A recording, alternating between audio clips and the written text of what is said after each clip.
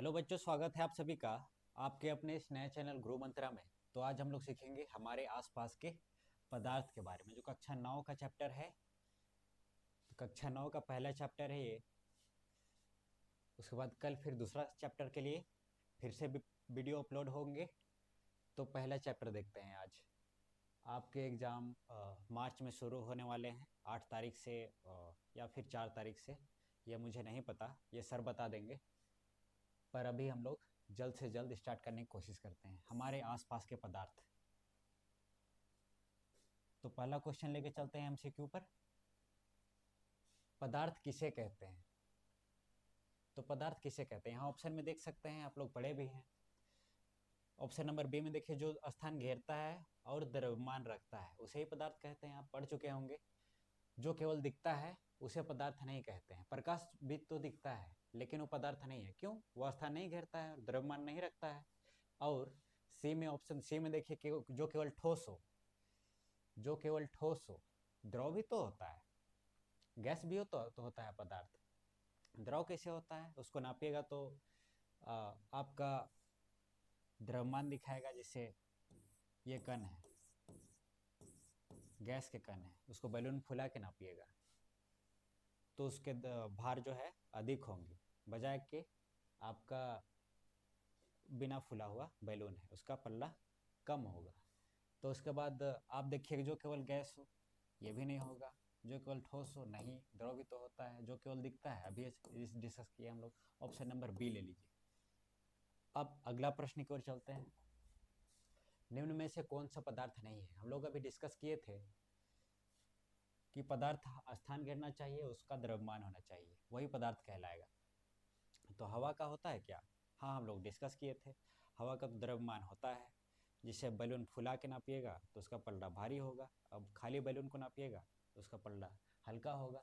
इसीलिए हवा में तो द्रव्यमान है, इसीलिए हवा तो पदार्थ है। इसीलिए हवा जो है, सही उत्तर नहीं होगा। पानी, पानी का भी द्रव्यमान होता है, इसीलिए पानी का भी। लीटर में नाप सकते हैं, 1 litre, 2 litre, 3 litre, 4 litre, 5 litre. तो इसीलिए पानी का भी द्रव्यमान होता है, स्थान भी घेरता है, इसीलिए पानी नहीं होगा आंसर। दूध, दूध भी तो स्थान घेरता है। 1 लीटर दूध, 2 लीटर दूध, 3 लीटर दूध, ऐसा कह सकते हैं। इसीलिए दूध भी नहीं होगा ऑप्शन में। ऑप्शन नंबर सी ले लीजिए। प्रकाश ना ही द्रव्यमान होता है ना ही स्थान घेरता है, इसीलिए ऑप्शन नंबर सी। अगला प्रश्न की ओर चलते हैं। निम्न में से कौन सा कथन सही है? पहला कथन देखते हैं हम लोग। गैस का निश्चित आयतन होता है। तो बच्चों, गैस का निश्चित आयतन नहीं होता है। आप देखिएगा, गैस को जब आप घर में कोई चीज़ इत्र स्प्रे करके छोड़ दीजिएगा तो गैस मिल जाएगा और पूरे घर फैल जाएगा। इस तरीक़ा से आप एक सिलेंडर में भर दीजिएगा, पूरा सिलेंडर फैल जाएगा। निश्चित आयतन होता ही नहीं। ये मान लीजिए सिलेंडर है, ठीक। तो आप जब इसमें स्प्रे कीजिएगा तो पूरा सिलेंडर फैल जाएगा। ऐसे थोड़ी होगा कि कोना में जाकर बैठ जाएगा गैस का कण। ऐसा नहीं होगा, पूरा आयतन को घेर लेगा। तो निश्चित आयतन नहीं, कभी घर बन जा रहा है, कभी सिलेंडर सिलेंडर का रूप ले रहा है, बोतल में डालिएगा तो बोतल का रूप ले लेगा। इसीलिए गैस का निश्चित आयतन होता है, वो गलत है, उसको नहीं चुन सकते हम लोग। ठोस का निश्चित आकार नहीं होता। निश्चित आकार तो होता है ठोस का, टेबल, कुर्सी और जो भी आप देखिएगा,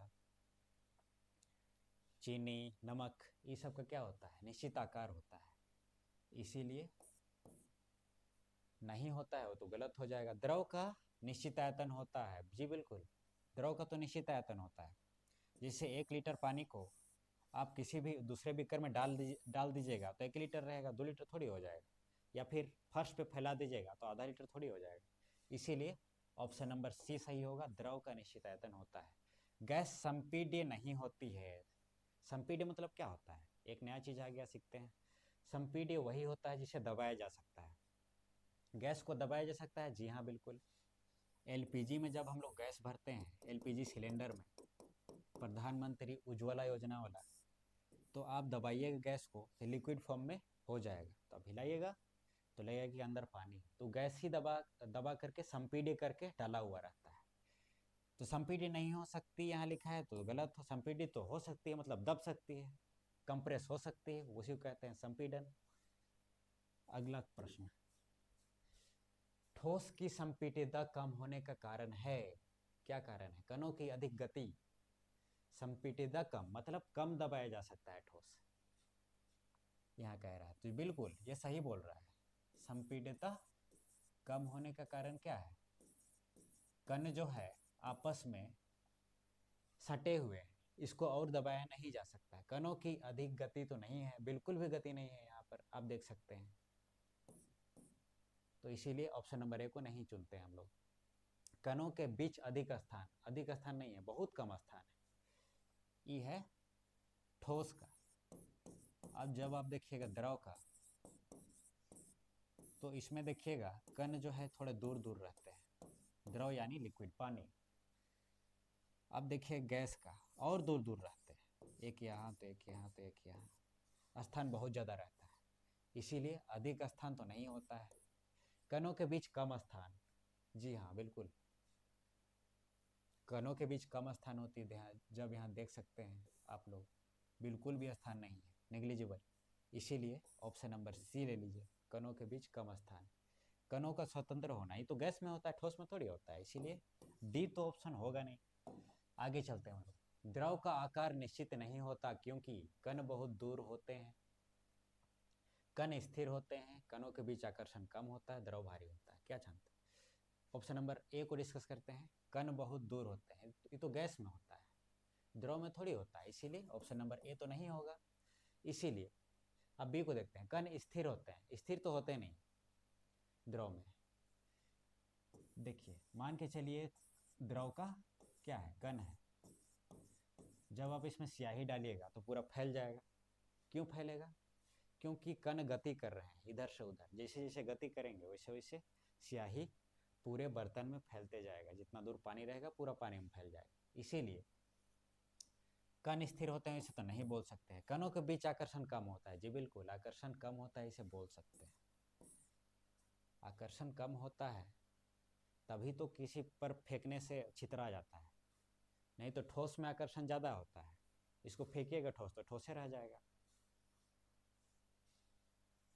कुर्सी को फेंकेगा तो कुर्सी रह जाएगा, जब ज़्यादा फेंकेगा तो टूटेगा बस, लेकिन द्रव फैल जाएगा। और जो भारी होता है इसको कैसे डिस्कस करते हैं, किसके रेस्पेक्ट में भारी होता है वो दिया हुआ नहीं। द्रव किससे भारी होता है? लोहा से भारी होता है या फिर रुई से भारी है, कुछ नहीं दिया हुआ, इसीलिए ऑप्शन नंबर डी छट गया। आगे देखते हैं। गैस अत्यधिक संपीड्य होती है क्योंकि, संपीड्य मतलब दबाया जा सकता है, क्योंकि कण हल्के होते हैं। किस पे रेस्पेक्ट में होते हैं हल्के? लोहा के कि रुई के? ऐसा कुछ नहीं दिया है, इसीलिए कण हल्के होते हैं तो हो ही नहीं सकता है। आगे देखते हैं। कणों के बीच बहुत अधिक स्थान होता है, हाँ ये हो सकता है, क्योंकि कणों के बीच बहुत अधिक स्थान होता है। गैस के कण दूर दूर होते हैं, इसीलिए कणों के बीच बहुत अधिक स्थान होता है, इसीलिए अधिक इसको दबाया जा सकता है, ऐसे बोल सकते हैं। इसीलिए ऑप्शन नंबर बी। कण स्थिर होते हैं? नहीं होते हैं स्थिर। कणों में आकर्षण अधिक होता है? नहीं, गैस में तो नहीं होता है, ठोस में होता है, इसीलिए डी भी छट गया। आगे चलते हैं। यहाँ देखिए, विसरण सबसे अधिक किस अवस्था में होता है? ठोस में, द्रव में कि गैस में कि सब में समान होता है? तो यहाँ ठोस को लेकर चलते हैं। विसरण है क्या, सबसे पहले ये जाने। विसरण मतलब फैलाव। जैसे इत्र को आप एक रूम में छिड़किएगा तो पूरा फैल जाएगा, पूरा फैल जाएगा तो आप कहिएगा कि पूरा विसरित हो गया है, पूरा फैल गया है। ये कण है, ये पूरा फैलता है, कहीं भी गति कर सकता है, क्योंकि कण कण गैस के रूप में होता है। अब ठोस कह रहा है सबसे अधिक अवस्था किस में होती है? ठोस में? बिल्कुल नहीं, ठोस का तो कण गति ही नहीं करता है। ऑप्शन नंबर ए छट गया। द्रव गति तो करता है लेकिन उतना नहीं जितना गैस करता है, इसीलिए ऑप्शन नंबर बी भी छट गया। ऑप्शन नंबर सी को लेकर चलते हैं। गैस सबसे अधिक विसरित यही होता है, इसीलिए ऑप्शन नंबर सी, क्योंकि सबसे अधिक फैलता है। डी सब में समान तो हो ही नहीं सकता है। अब आगे चलते हैं। इत्र की गंध कमरे में फैलना किसका उदाहरण है? गलन? गलन का तो नहीं है। गलन क्या होता है? जब बर्फ गलता है और पानी बन जाता है, 0 डिग्री सेल्सियस में गलता है और पानी बन जाता है, तो ये तो होगा नहीं। इत्र गंध कमरे में फैलना, संघनन, संघनन भी नहीं होता है, क्योंकि संघनन गैस का पानी बनना यानी द्रव में परिवर्तित होना संघनन कहलाता है, ये भी नहीं होगा। विसरण, जी हाँ बिल्कुल, अभी हम लोग थोड़ी देर पहले पढ़े हैं विसरण क्या होता है, फैलना, गैस का फैलना या फिर कोई चीज़ का फैलना विसरण कहलाता है। सबसे अधिक किसमें होता है, गैस में होता है, उसी के थ्रू इत्र फैलता है पूरे। क्वथन, क्वथन क्या होता है, क्वथन तो बिल्कुल नहीं हो सकता है, क्योंकि जब आप बॉईल कीजिएगा पानी को बर्नर से, तब 100 डिग्री सेल्सियस एक फिक्स तापमान होता है। जब 100 डिग्री सेल्सियस पहुंचेगा पानी, तभी बॉईल होने स्टार्ट होगा, बुलबुला उत्पन्न होने स्टार्ट होगा, तो बिंदु को कहते हैं क्वथन, क्वथनांक। तो ये तो बिल्कुल नहीं होगा। गंध के बारे में बात कर रहा है, ऑप्शन नंबर सी ले लीजिए। पदार्थ के कणों की गति सबसे अधिक होती है, प्रश्न नंबर 9, किसमें, ठोस में। ठोस में तो बिल्कुल भी गति नहीं होती है, कण बिल्कुल ही पास पास होते हैं, गति तो बिल्कुल ही नहीं होती है। अब द्रव, गति तो होती है लेकिन उतनी अधिक नहीं होती जितना गैस में होता है, इसीलिए द्रव भी नहीं होगा। सबसे अधिक गति किसमें होगा, गैस में होगा। गैस फैल सकता है और आकर्षण बहुत ही कम होता है इसमें, सभी में समान तो हो ही नहीं सकता है, इसीलिए ऑप्शन नंबर सी ले लीजिए। आगे चलते हैं 10, क्वेश्चन नंबर 10। तापमान बढ़ने पर कणों की दूरी कम होती है, गति बढ़ जाती है, गति रुक जाती है, ऊर्जा समाप्त हो जाती है। ऑप्शन नंबर ए को लेकर चलते हैं, दूरी कम हो जाती है तापमान बढ़ने पर, बिल्कुल नहीं होती है। तापमान जब आप बढ़ाइएगा पानी में, सपोज ये पानी का कण है, इसमें आप तापमान बढ़ा रहे हैं, आग जला रहे हैं, तब दूरी कम थोड़ी होगी और फैलना चाहेगा वो, इसीलिए गति बढ़ जाएगी, इसीलिए ए नहीं होगा, बी सही होगा, गति बढ़ जाती है। जब आप बॉईल कीजिएगा इसको, सपोज आप भात पकाइएगा, तो उसको फाड़ के निकल जाता है, आप देखिएगा तो बाहर पूरा फैल जाता है पानी, किसके कारण, गति बढ़ जाने के कारण, कण की गति बढ़ जाएगा और ढक्कन को फाड़ के निकल जाएगा। गति रुक जाती है, बिल्कुल भी नहीं रुकती है, बढ़ जाती है, ऊर्जा समाप्त हो जाती है, ऊर्जा तो बढ़ जाती है, इसीलिए तो ढक्कन फाड़ के निकलता है, इसीलिए ऑप्शन नंबर बी ले लीजिए, गति बढ़ जाती है तापमान बढ़ाने से। 11, ठोस द्रव में परिवर्तन कहलाता है, क्या कहलाता है, ठोस जब बदल जाता है द्रव में तो जमता थोड़ी है, जमना तो पानी का जो ठोस में परिवर्तन होता है कहलाता है, तो जमना तो बिल्कुल नहीं होगा। संघनन को लेकर चलते हैं, संघनन भी नहीं होगा, क्योंकि संघनन कहलाता है गैस का ठोस में बदलना, तो संघनन भी बिल्कुल भी नहीं होगा। गलन, ठोस जब द्रव में बदलता है यानी बर्फ पानी में बदलता है तो गलता है ना जी, ये तो इसीलिए गलन सही होगा। गलन उसी को कहते हैं जो ठोस पानी में बदलता है यानी द्रव में बदलता है, वही प्रक्रिया को गलन कहते हैं। क्वथन बिल्कुल भी नहीं होगा, ये तो पानी का गैस में बदलना की प्रक्रिया को क्वथन बोलते हैं। अगला प्रश्न, द्रव गैस में परिवर्तन कहलाता है, अभी हम लोग पढ़े द्रव का जो गैस में परिवर्तन होता है उसको क्या कहते हैं, क्वथन, बिल्कुल क्वथन, इससे पहले हम लोग डिस्कस किए। संघनन बिल्कुल नहीं, ये तो गैस का द्रव में परिवर्तन है। जमना बिल्कुल भी नहीं, ये तो द्रव का किस में परिवर्तन है, ठोस में परिवर्तन है। विसरण बिल्कुल नहीं, ये तो इत्र में होता है, गैस में होता है, या फिर द्रव भी हो सकता है। अब अगला प्रश्न को लेकर चलते हैं। अगला प्रश्न कहता है गैस द्रव में परिवर्तन कहलाता है, क्या कहलाता है, गलन, जमना, संघनन, वाष्पन। गैस, अब पहला को लेकर चलते हैं, गलन क्या होता है, गलता है, ठोस परिवर्तन किस में होता है, द्रव में होता है, जबकि गैस द्रव में बोल रहा है, नहीं होगा गलन। जमना, गैस द्रव में हो रहा है, नहीं, जम तो नहीं रहा है। संघनन, गैस द्रव में परिवर्तन हो रहा है, जी बिल्कुल संघनन, गैस जब परिवर्तन होता है द्रव में तो उसको क्या कहते हैं, संघनन कहते हैं, तो इसीलिए संघनन। वाष्पन बिल्कुल नहीं, जब द्रव गैस में बदलता है तो उसको क्या कहते हैं, वाष्पन, इसका टेम्परेचर फिक्स नहीं है, तापमान फिक्स नहीं है, ये 10 डिग्री सेल्सियस भी हो सकता है, 11, 12, 13, 14, 15, 50 डिग्री सेल्सियस भी हो सकता है, 70 डिग्री सेल्सियस भी हो सकता है, निश्चित नहीं है वाष्पन। इसीलिए ऑप्शन नंबर सी गैस का द्रव परिवर्तन। नाउ अभी पानी का क्वथनांक एक एटमॉस्फेरिक दाब पर होता है, कितना होता है? 1 atm दाब पर 0 डिग्री सेल्सियस। क्वथनांक मतलब क्या होता है? क्वथनांक मतलब होता है द्रव का गैस में बदलना। कितने डिग्री सेल्सियस पे शुरू होता है, इससे पहले भी डिस्कस कर चुके हैं। 0 पे तो नहीं होता है, 0 पे तो गलता है बर्फ, तो द्रव में बदलता है, तो ये तो बिल्कुल भी नहीं होगा। 50 डिग्री तो मध्यम तापमान है। 0 डिग्री और 100 डिग्री के बीच क्या होता है? 50 मध्यम। 100 डिग्री, जब तापमान 100 डिग्री पहुंचेगा तो उबलने स्टार्ट होगा पानी। तो उबलने जब स्टार्ट होता है उसी को क्या कहते हैं? क्वथनांक। क्वथन में जो अंक होता है वो अंक क्या होता है? 100 डिग्री सेल्सियस, 100 डिग्री सेल्सियस। इसीलिए ऑप्शन नंबर सी ले लीजिए। 212 डिग्री, ये तो फाड़ के निकल जाएगा, इसको छोड़िए दीजिए, खत्म। इसीलिए ऑप्शन नंबर सी है। 15, बर्फ का गलनांक है। बर्फ कब गलता है, किस डिग्री सेल्सियस पे? इसके पहले हम लोग डिस्कस कर चुके हैं, 0 डिग्री सेल्सियस पे गलता है। -10 पे तो बर्फे रह जाता है, छोड़िए दीजिए, ये तो मध्यम है तापमान। 100 डिग्री में तो उबलता है, कहाँ से गलेगा? आगे, दाब बढ़ाने पर गैस क्या होता है? फैलता है। दाब जब बढ़ाइएगा तो फैलेगा थोड़ी, सिकुड़ेगा, तो ये तो नहीं होगा। द्रव में बदल सकती है, हाँ बिल्कुल। जब एलपीजी सिलेंडर को LPG LPG liquefied petroleum gas, ये सिलेंडर को दाब बढ़ा के पिस्टन से दबाया जाता है तो लिक्विड बन जाता है। तो वही लिक्विड को हिलाएगा तो लगता है कि अंदर पानी है, तो लिक्विड में बदल सकती है। ये तो हो सकता है। ठोस बन जाती है, ठोस तो नहीं बनती है, ये नहीं होगा।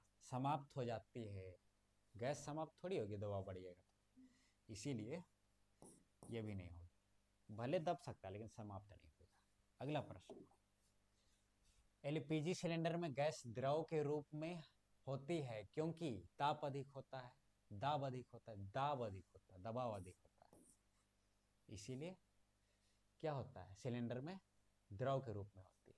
ये तो बिल्कुल नहीं होगा। ताप, ताप कम होता है नहीं, विसरण होता है, फैलता है, फैलने के कारण थोड़ी द्रव के रूप में होगा, दबाव बढ़ाने के कारण। आगे, निम्न में से कौन शुद्ध पदार्थ है? कौन शुद्ध पदार्थ है? पहले तो जानते हैं शुद्ध पदार्थ क्या होता है, अशुद्ध पदार्थ क्या होता है। शुद्ध पदार्थ में आप लोग बहुत कोई सोचते होंगे कि साफ मतलब शुद्ध। पानी को जैसे आप देखिएगा, कुछ मिला हुआ नहीं है उसमें, तो साफ दिखता है तो उसको शुद्ध कह दीजिएगा, बिल्कुल भी नहीं। आप दर्पण को देखिए, गंदा नहीं है तो उसको शुद्ध कहने का गलती कभी मत कहिएगा, ऐसा नहीं होता है। शुद्ध मतलब एक ही प्रकार के कण उसमें रहे। तो हवा में है क्या एक ही प्रकार के कण? हवा में ऑक्सीजन भी है, नाइट्रोजन भी है, कार्बन डाइऑक्साइड भी है, कार्बन मोनोऑक्साइड भी है, इसलिए हवा तो हो ही नहीं सकता, ये तो मिश्रण है, शुद्ध पदार्थ हो ही नहीं सकता है। नमक का घोल, जब पानी में नमक मिलाइएगा तो घुल जाने के बाद एक ही पदार्थ के कण नहीं रहेंगे, इसमें दो पदार्थ कण है, पहला है पानी का, दूसरा है नमक का, इसीलिए ये भी नहीं हो सकता है। एक ही पदार्थ के नाम से सोडियम क्लोराइड, इसको NaCl बोलते हैं। सोडियम क्लोराइड का सूत्र केवल NaCl ही रहेगा, एक ही पदार्थ के कण इसमें, तो इसीलिए ऑप्शन नंबर सी। दूध, बहुत प्रकार के कण हैं इसमें, इसीलिए दूध भी नहीं होगा। इसमें कैल्शियम होता है, प्रोटीन होता है, वसा होता है, विटामिन मिनरल होता है, इसीलिए दूध भी ऑप्शन में नहीं होगा। एक ही प्रकार का कण किसमें? सोडियम क्लोराइड में, इसीलिए option number C sodium chloride. मिश्रण का सही उदाहरण है। मिश्रण क्या होता है? दो या दो से अधिक प्रकार के कण जब एक जगह में हो तो पार्टिकुलर जगह को क्या कहते हैं? मिश्रण। पार्टिकुलर पदार्थ को क्या कहते हैं? मिश्रण पदार्थ। तो ऑक्सीजन, ऑक्सीजन में तो केवल O2 रहेगा, ये तो छोड़िए दीजिए, ऑक्सीजन हो, ये तो शुद्ध है। शुद्ध जल केवल H2O रहेगा इसमें, एक ही प्रकार का, तो ये भी नहीं होगा। हवा, हवा तो मिश्रण है, क्यों? क्योंकि इसमें ऑक्सीजन भी होगा, नाइट्रोजन भी होगा, oxygen plus nitrogen. Carbon dioxide भी तो होता है, प्लस कार्बन मोनोऑक्साइड भी तो होता है, और बहुत सारे गैस भी थोड़े थोड़े रूप में होते हैं। तो हवा ही मिश्रण है। तांबा, केवल तांबा रहता है इसमें, इसीलिए तांबा भी नहीं होगा। आगे, समांगी मिश्रण में घटक अलग दिखते हैं। अब समांगी विसमांगी मिश्रण क्या होता है? देखिए, समांगी मतलब एक ही प्रकार के पदार्थ समान रूप से फैले होते हैं और जो हमारे आंखों से नहीं दिख सकते हैं अलग अलग, उसको कहते हैं समांगी मिश्रण। जैसे हवा को आप देखिए, हवा में नहीं पहचान सकते हैं कि नाइट्रोजन कौन है ऑक्सीजन कौन है। हम लोग सांस ले रहे हैं, ऑक्सीजन को ले रहे हैं, फिल्टर करके बाहर निकाल दे रहे हैं नाइट्रोजन को, हम लोग का फेफड़ा। इसीलिए समांगी मिश्रण में हम लोग नहीं देख सकते हैं कि मिश्रण कौन कौन है अलग रूप से, लेकिन विसमांगी मिश्रण में हम लोग देख सकते हैं। घटक अलग दिखते हैं, किसमें? विसमांगी में दिखते हैं, समांगी में थोड़ी दिखते हैं। घटक समान रूप से फैले होते हैं, ये फैले होते हैं समान रूप से, जो दिखते नहीं हम लोग के आंखों से। इसीलिए समांगी मिश्रण क्या होंगे? समान रूप से फैले होते हैं। घटक नीचे बैठ सकते जाते हैं? नहीं, ये तो विसमांगी में होता है। केवल ठोस होते हैं? बिल्कुल भी नहीं। बी ले लीजिए। विसमांगी मिश्रण का उदाहरण है नमक का घोल। विसमांगी, जब नमक को पानी में घोलिएगा तो आप थोड़ी पहचान सकते हैं कि ये नमक का कण है और पानी का कण है, अलग अलग। दोनों डाल दीजिएगा, नमक NaCl और पानी भी डाल दीजिएगा H2O इसमें, तो आप नहीं पहचान सकते हैं दोनों में कि कौन नमक का कण है और कौन पानी का कण है। आँख से नहीं दिखेगा। जो आँख से नहीं दिखेगा वो क्या है? समांगी है। और जो दिखेगा वो समांगी। तो इसको तो नहीं देख सकते हैं, तो नहीं होगा। हवा, हवा को भी नहीं देख सकते हैं। पानी और रेत, हाँ ये देख सकते हैं। जब पानी में बालू मिलाइएगा तो बालू नीचे हो जाएगा, पानी ऊपर रह जाएगा। इसीलिए क्या देख सकते हैं? पानी और बालू को देख सकते हैं। इसीलिए पानी क्या, बालू क्या है? विसमांगी मिश्रण। चीनी का घोल नहीं देख सकते हैं, इसको भी खत्म। डी, आगे चलते हैं। घनत्व, डेंसिटी का सूत्र क्या है? आप अपने पुस्तक में देखिएगा, डेंसिटी का सूत्र द्रव्यमान गुना आयतन तो होता नहीं, आयतन बटे द्रव्यमान नहीं होता है, द्रव्यमान बटे आयतन बिल्कुल ये होता है। जितना द्रव्यमान होगा और जितना आयतन घेरेगा वो द्रव्यमान, उसमें जो घनत्व होता है उसको पता चलता है। इसीलिए ऑप्शन नंबर सी द्रव्यमान बटे आयतन होता है, प्लस आयतन तो होता ही नहीं। इसीलिए ऑप्शन नंबर सी। अभी किस अवस्था में घनत्व सबसे कम होता है? किस अवस्था में कम होता है घनत्व सबसे कम?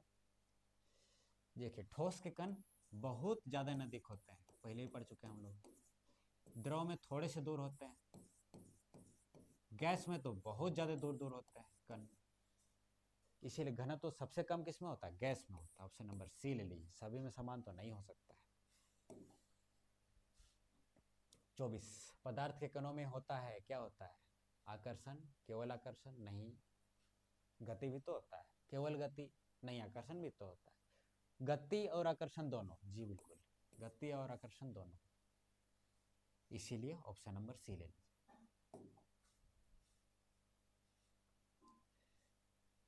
वाष्पन क्वथन से अलग है क्योंकि, अच्छा वाष्पन और क्वथन में क्या अंतर है उसको देखते हैं हम लोग। वाष्पन क्या होता है? पहले ही बता चुके हैं आप लोगों को कि आप 25 डिग्री सेल्सियस पे पानी को रखिए। 25 डिग्री सेल्सियस ये पानी है, 25 डिग्री सेल्सियस या तो फिर 12 या तो फिर 13 degree Celsius, 12 degree Celsius, 13 degree Celsius, 50 degree Celsius, 70 degree Celsius. तो उसमें भी वो क्या होगा? वाष्पन होगा, ऊपर जाएगा और सूख जाएगा। जैसे कपड़ा को भिंगा के रखे तो सूख जाता है ना, वैसे ही सूख जाएगा। लेकिन क्वथन में फिक्स टेम्परेचर होगा। जब 100 डिग्री सेल्सियस होगा वाटर में, तभी क्या होगा?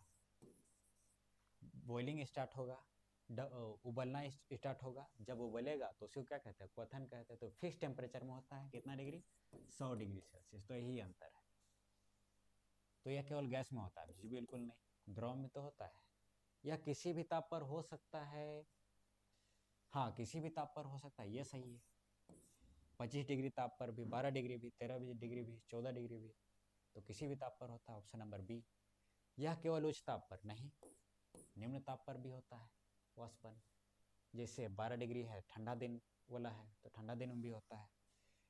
डी, इसमें ताप की आवश्यकता नहीं होती है। होती है तब तो होगा, नहीं तो बर्फे रह जाएगा, ताप की आवश्यकता नहीं रहेगी। आगे, वाष्पन की दर बढ़ती है जब ताप कम हो, सतह क्षेत्र बढ़े, आर्द्रता अधिक हो, हवा ना चले। वाष्पन की दर कब बढ़ती है? जब ताप कम हो। नहीं, ताप कम कीजिएगा तो वाष्पीकरण घटेगा। अब सतह क्षेत्र बढ़े, हाँ ये हो सकता है। जब परखनली में पानी लीजिएगा, एक ठो ये परखनली है, इसमें पानी लीजिएगा, देखिए सतह कितना छोटा है। जब इसको फर्श में फैला दीजिएगा, पानी को उछल दीजिएगा, फैला दीजिएगा, उड़ेल दीजिएगा, तो देखिए एरिया बढ़ गया, तो वाष्पीकरण ज़्यादा एरिया से होगी तो जल्दी होगी।